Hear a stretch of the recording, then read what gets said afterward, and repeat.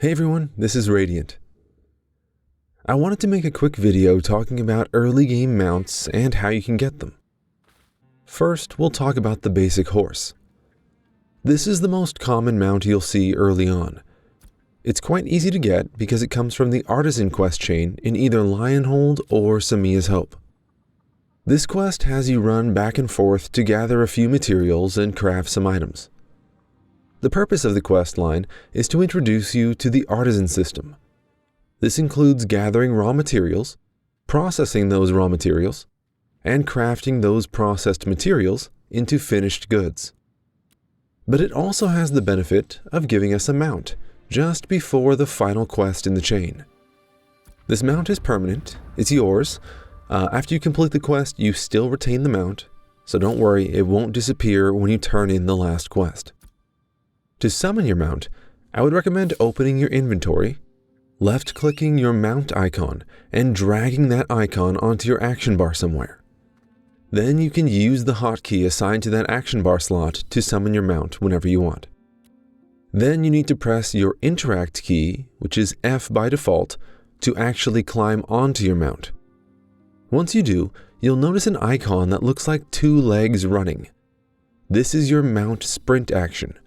You can also drag this icon down onto your action bar as well. To dismount, simply press F again. I should also mention that you want to be careful because your mount can actually be killed.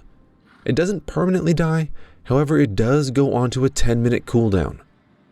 To avoid this happening, after you dismount, you can unsummon your mount by pressing the same hotkey you used to summon it in the first place. Alright, next we have the wolf and bear mounts. I've had the best luck finding them in the early game to the northeast of Lionhold and Samia's Hope in the forest. These mounts, and the one I mention after this, will require you to find and tame a docile version first. The docile versions, at least right now, are untargetable, meaning that you can't left-click on them the way you can with a normal monster. They should also have a white nameplate over their heads, and as you get closer, you should notice the interact dot appear on them. The same dot that you would see when going up to a tree that you can cut down, for instance. When you do go to tame one of them, you want to move close to them and press F, the same way you would with any gatherable. Once you do, you'll notice that your character will begin a petting motion. And one thing I've noticed is there's a lot of downtime between the character animations, and the progress bar only increases during the animation. So be patient, don't move away when it looks like the progress bar has stalled. That's just because you're between petting animations, and you just have to wait until it finishes and the next petting animation starts. Eventually, the progress bar will fill and the item will appear in your bag. That's when you know you're done. Occasionally, while doing this, instead of getting the animal itself, you'll get a carcass.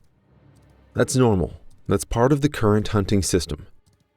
I think the hunting system as it is right now is largely placeholder, more so than most of the other artisan professions. So I do expect this to change quite a bit, but this is how it works right now. You'll also notice both the animal itself, if you get one, or the carcass if you get that, will show up in your materials section in your inventory. That's because the game treats these as gatherable items and not finished goods. Only finished goods go into the main section of your inventory. Once you have the animal you wish to train into a mount, you'll also need fuel. I typically use wood logs. I like oak because it takes up less space in my inventory, because one oak is worth 10 fuel. I believe you can also use plants like the daffodils and snowdrop you can find pretty plentifully around the starter areas.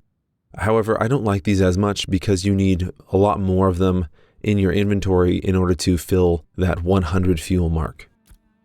You'll also need a certain amount of raw silver to pay for the crafting fee. And the amount of raw silver is different depending on which mount you're trying to create. You can take all of these to the animal husbandry station once you're ready. One thing I'll also make note of is that at the time of recording this video, there is a 50-50 chance when creating the mount that you'll either get a rideable mount or a beast of burden. The Beast of Burden is not rideable, it is instead used to tow caravans. And one other thing I would like to mention is that once you begin the process of crafting your mount, if you try to cancel it, you will get the gatherable animal back, but you'll lose everything else. That includes the fuel you used and all the silver you used. So I wouldn't recommend canceling your mount once it's begun crafting. The last early game mount I want to talk about is the Pallas Cat, my personal favorite. These can be found pretty easily on a mountain that I like to call Mount Pallas. This mountain is located just to the northwest of Lionhold. Just as a warning, while it doesn't require any particular level to gather this mount, there are some level 6 and 7 mobs around the base of the mountain. So if you're not at least near that level, then I wouldn't recommend coming here just yet.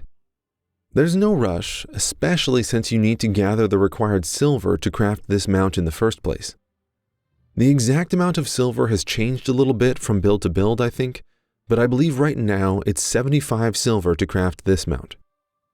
Having said that, the Pallas Cats are found on rocky ledges further up the mountain. To get to them, you'll have to do a little bit of climbing and a little bit of cliff jumping, but it's well worth it. And those are the early game mount options. One last thing I'd like to mention is that even though you get the starter horse from the initial questline, if you'd like, you can also gather horses out in the wild. These are often found along the river west of Lionhold.